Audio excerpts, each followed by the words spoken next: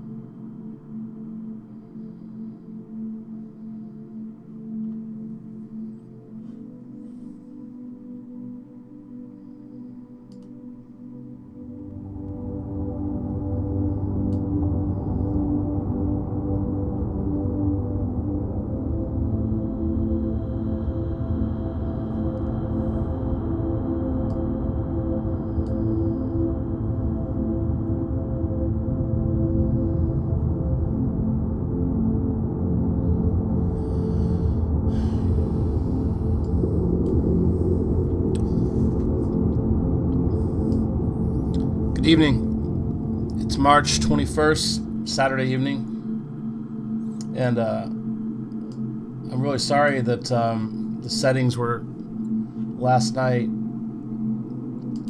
From last night, I'd had to turn down the music, and got started, and I was enjoying this undersea journey, and it looks like it wasn't being broadcast or recorded, and that's unfortunate because the ambient sounds were very, very relaxing, very soothing, and really it's meant to help bring us into a state of just meditation and calm and winding down as the day ends, and hopefully you're readying yourself to get some rest after the evils of the day. And oh, aren't there evils of the day? So we've been looking at Psalm 91 and meditating on that, and I was going to go back through and do that again, but in using as sort of a talking piece, a different commentary on it, on the verses. But just knowing that a lot of people I'm seeing are a bit not sure if they're prepared, or maybe they're in locations where if there's some kind of a lockdown, they're not going to be able to get out, and they're concerned about how their needs are going to be met and what's going to happen. And I saw one person say, well, God knows where I am. And that struck me, and it's true, and it's a very important thing to really believe all the time. It's part of our foundation in who we are, belonging to the Most High God. He made a point to say that the very hairs of our head are numbered. That's pretty profound if you think about it. Every molecule, every little thing is accounted for. Everything is in its place. There's nothing hidden. And he didn't just throw paint against a canvas and a giant splatter. Every little detail has been thought out, and is in his scope of awareness. It's too high for us.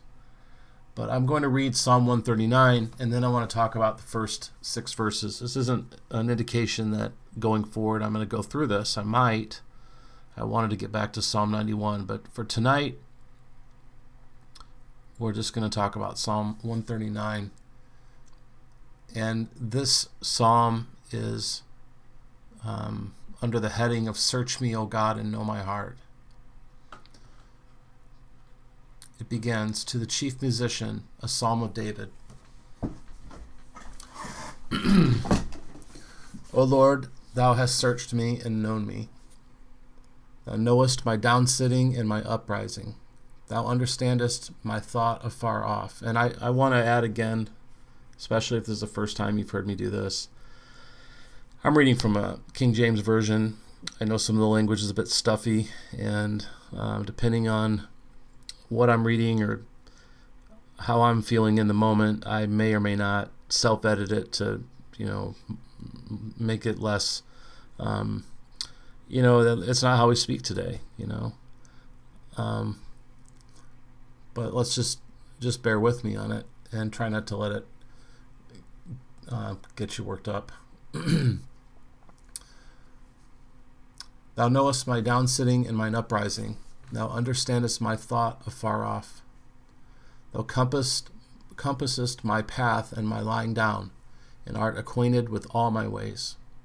For there is not a word in my tongue, but, Lord, you know it altogether. Thou hast beset me behind and before, and laid thine hand upon me. Such knowledge is too wonderful for me. It is high, and I cannot attain unto it. Where shall I go from thy spirit? Or where shall I flee from thy presence? If I ascend up into heaven, thou art there. If I make my bed in hell, behold, thou art there. If I take the wings of the morning and dwell in the uttermost parts of the sea, even there shall thy hand lead me, and thy right hand shall hold me. If I say, surely the darkness shall cover me, even the night shall be light about me. Yes, the darkness hides not from thee, but the night shines as the day. The darkness and the light are both alike to thee. For thou hast possessed my reins. Thou hast covered me in my mother's womb. I will praise thee, for I am fearfully and wonderfully made. Marvelous are thy works, and that my soul knoweth right well. My substance was not hid from thee when I was made in secret, and curiously wrought in the lowest parts of the earth.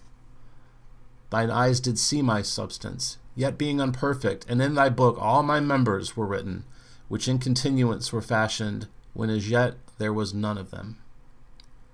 How precious also are thy thoughts unto me, O God! How great is the sum of them! If I should count them, they are more in number than the sand. When I awake, I am still with thee. Surely thou wilt slay the wicked, O God. Depart from me, therefore, ye bloody men. For they speak against thee wickedly, and thine enemies take thy name in vain. Do not I hate them, O Lord, that hate thee? And am not I grieved with those that rise up against thee? I hate them with perfect hatred. I count them mine enemies. Search me, O God, and know my heart. Try me and know my thoughts, and see if there be any wicked way in me, and lead me in the way everlasting.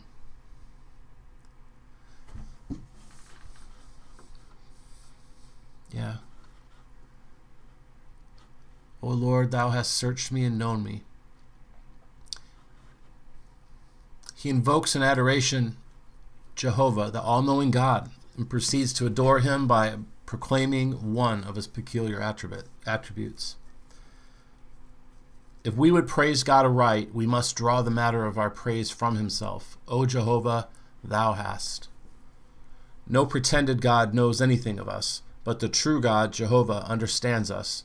I want to say again, when we hear the word Jehovah, I'm not a Jehovah's Witness. That's a false situation. But it's a word, okay? But the true God, Jehovah, understands us and is most intimately acquainted with our persons, nature, and character. How well it is for us to know the God who knows us. The divine knowledge is extremely thorough and searching. It is as if he had searched us as officers search a man for contraband goods, or as pillagers ransack a house for plunder. Yet we must not let the figure run upon all fours and lead us further than it is meant to do. The Lord knows all things naturally and as a matter of course, not by any effort on his part. Searching ordinarily implies a measure of ignorance which is removed by observation. Of course, this is not the case with the Lord, but the meaning of the psalmist is that the Lord knows us as thoroughly as if he had examined us minutely and had pried into the most secret corners of our being. Just to encapsulate that, analogies are made between making deep and thorough searches, but it's not like the Lord has to do that. He already knows, This infallible knowledge has always existed. Thou hast searched me. Past tense, right? And it continues unto this day, since God cannot forget that which he has once known. There never was a time in which we were unknown to God. Remember, he knew us from the foundations of the earth. Before the foundations of the earth, he set his love upon us, right? There never was a time in which we were unknown to God, and there never will be a moment in which we let me start over. There never was a time in which we were unknown to God, and there never will be a moment in which we shall be beyond his observation. And let me add, in these times, that he knows your situation. He knows what your need will be tomorrow, next week, in June, in August, and next March. And may we be content with the manna he provides for us each day. We don't need June's supply right now. We need supply for March 21st. Well, let's just talk tomorrow, March 22nd. It's all we really need to keep our cares upon. And really put our focus on that he knows how to feed us. And feed us with food convenient for us.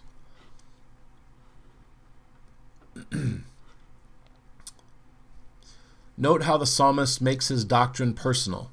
He saith not, O God, thou knowest all things, but thou hast known me, or thou hast known me. It is even our wisdom to lay truth home to ourselves. How wonderful the contrast between the observer and the observed, Jehovah and me. Yet this most intimate connection exists, and therein lies our hope. Let the reader sit still a while and try to realize the two poles of the statement, the Lord and poor puny man, or shall we say, poor puny me. And he will see much to admire and wonder at. Verse 2, Thou knowest my down sitting and mine uprising. Me thou knowest, and all that comes of me. I am observed when I quietly sit down, and marked when I resolutely rise up. My most common and casual acts, my most needful and necessary movements are noted by thee, and thou knowest the inward thoughts which regulate them. I hope if you're listening to me, if anyone's hearing me, that you're appropriating this for yourself. This means you.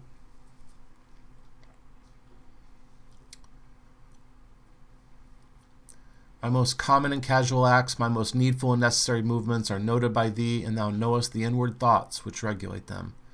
Whether I sink in lowly self-renunciation, or ascend in pride, thou seest the motions of my mind. as well as those of my body. Don't we have motions of our mind? I know I do. We can be self-abasing and then self-aggrandizing in the same day, maybe even the same hour at times. We're funny creatures. And have you ever asked the Lord to know your thoughts? Invited him in. I think that's something that is worth doing in a moment of prayer, to actually have that conversation, to make that invitation known to the Lord, that you invite him, even though he knows all without you. Christ knew men. He knew their hearts. He knew what they were thinking. He's the Lord of all creation.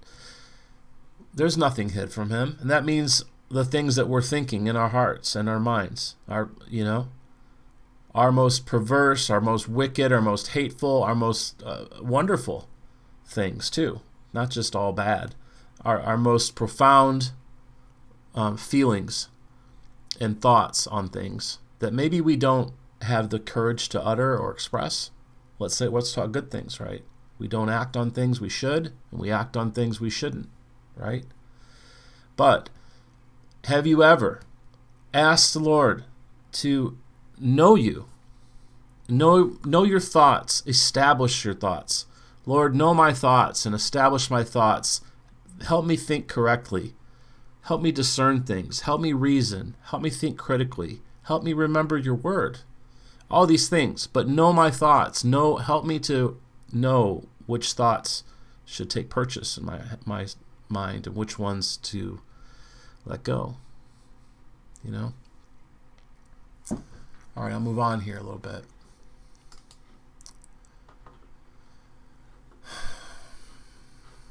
This is a fact to be remembered every moment. Sitting down to consider or rising up to act, we are still seen, known, and read by Jehovah our Lord.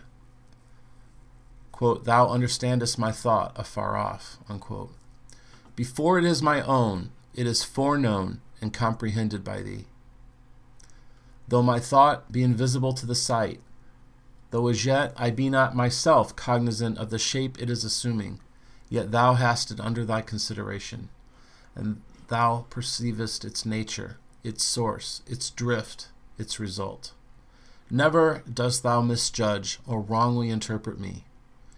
My inmost thought is perfectly understood by thine impartial mind. Though thou shouldst give but a glance at my heart, and see me as one sees a passing meteor moving afar, yet thou wouldst by that glimpse sum up all the meaning of my soul. So transparent is everything to thy piercing glance.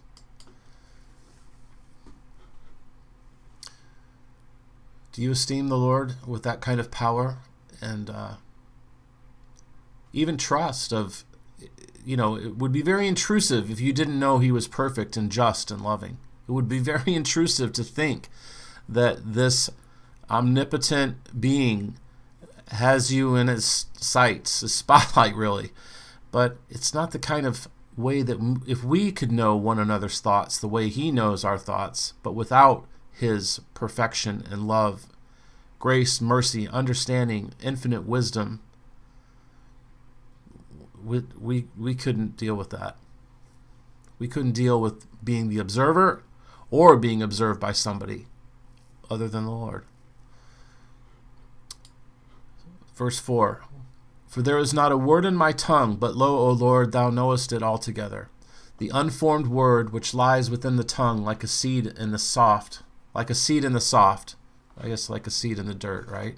The unformed word which lies within the tongue like a seed in the soft earth, I'll add that, is certainly and completely known to the great searcher of hearts.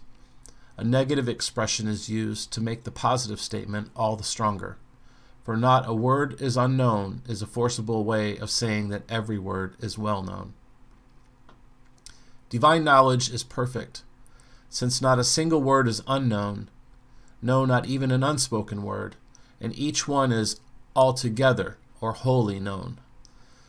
Let me read the verse again because it's this is a little bit some gymnastics here of word play that make it kind of hard to follow, particularly as I'm reading it here after 9 o'clock at night.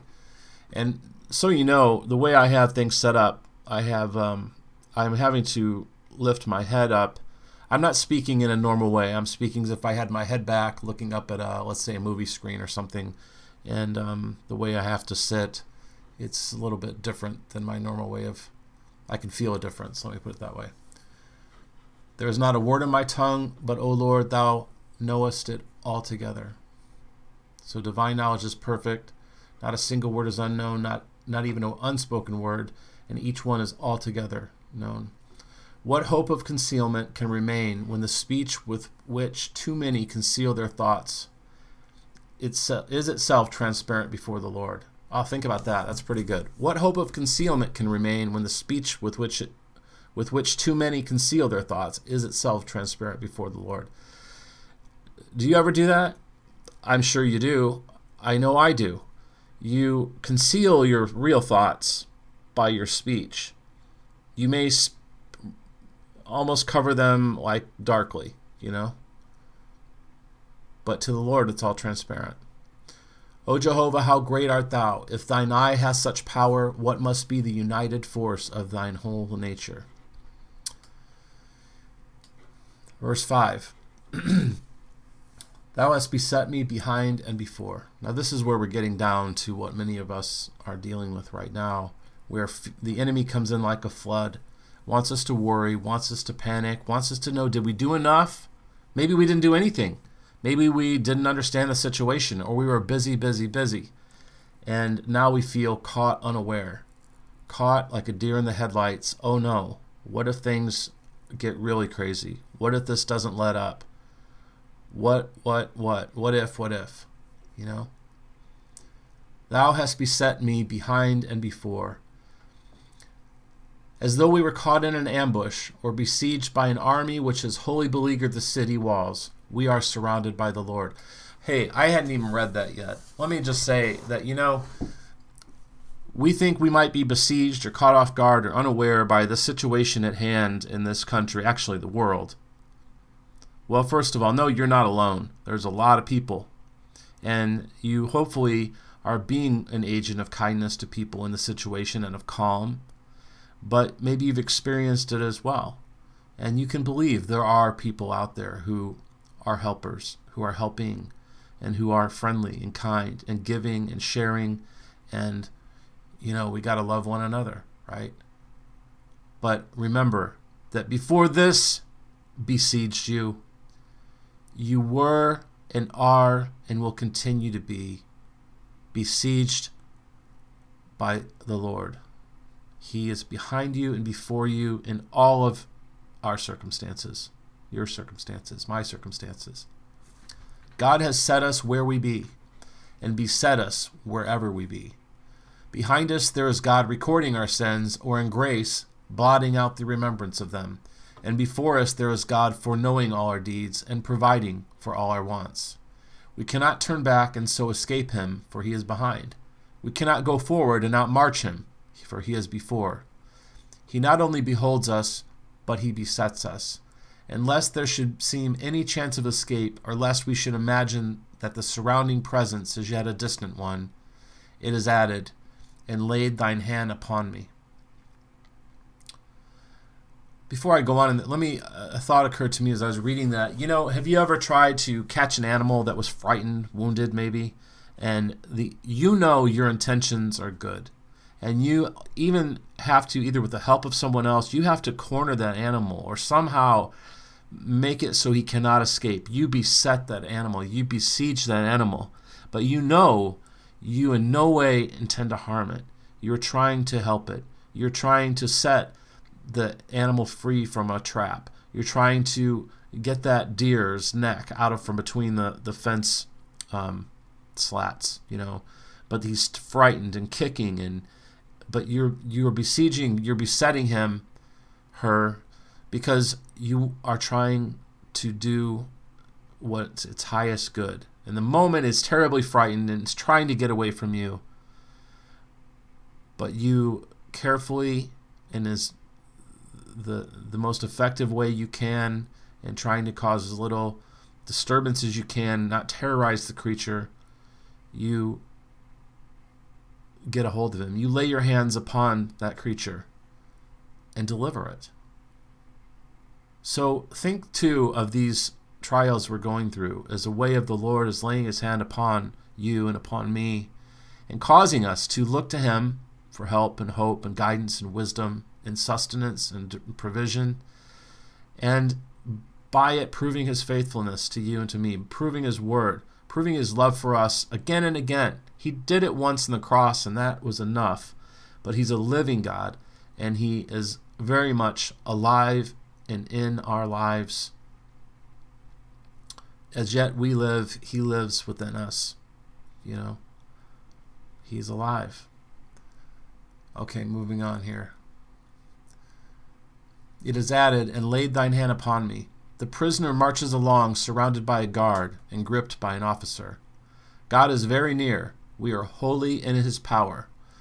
From that power there is no escape.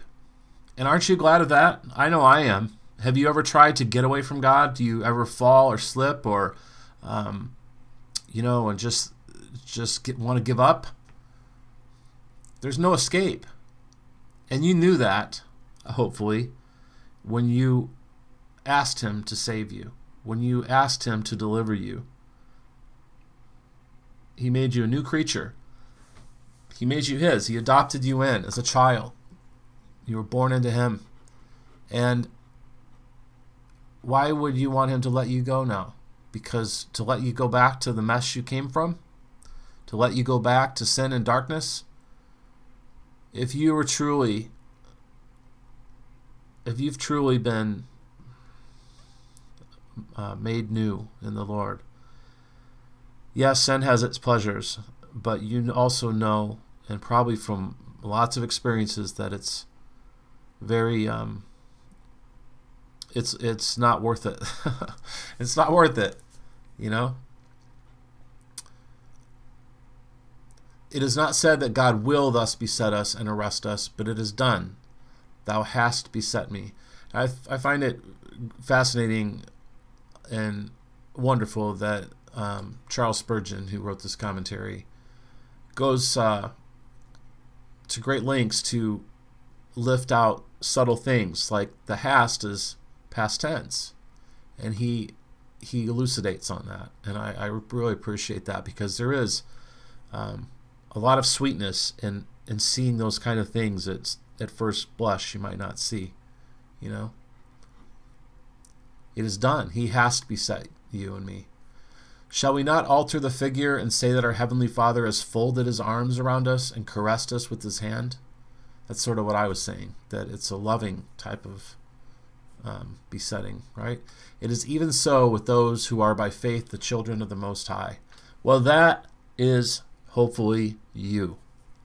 If you have gotten this far in the video, if you believe, if your hope is in the things I'm telling you about, if you have any uncertainty, believe that you are his child through Christ, that you have been grafted in, that he died for you, and you become a child of the Most High, and all of these promises, all of these truths are for you. And he will meet your needs. He will deliver you. You can sleep calmly tonight without worrying about tomorrow. And I'm speaking to myself too. Sometimes my mind will not shut down. And I have an enemy, and so do you. And I know that many fiery darts can, the enemy has dealt with me before and knows how to do battle with me, and where I many times get defeated in battle, and on and on. And so it's not that this is even going through this right now, we need to do it again. We need to meditate on these truths continually, just like you had your breakfast probably this morning, or you ate something today. You needed sustenance. You need it again tomorrow. You'll need it again the day after that. You need it again. You need to feed upon the bread of life. And the word is life. Last verse 6. Such knowledge is too wonderful for me. I cannot grasp it. I can hardly endure to think of it. The theme overwhelms me. I am amazed and astounded at it. Such knowledge not only surpasses my comprehension, but even my imagination. Quote, it is high, I cannot attain unto it. Mount as I may, this truth is too lofty for my mind. It seems to be always above me, even when I soar into the loftiest regions of spiritual thought. Is it not so with every attribute of God? Can we attain to any idea of his power, his wisdom, his holiness? Our mind has no line with which to measure the infinite. That's a really good sentence. Our mind has no line with which to measure the infinite. And I know I try.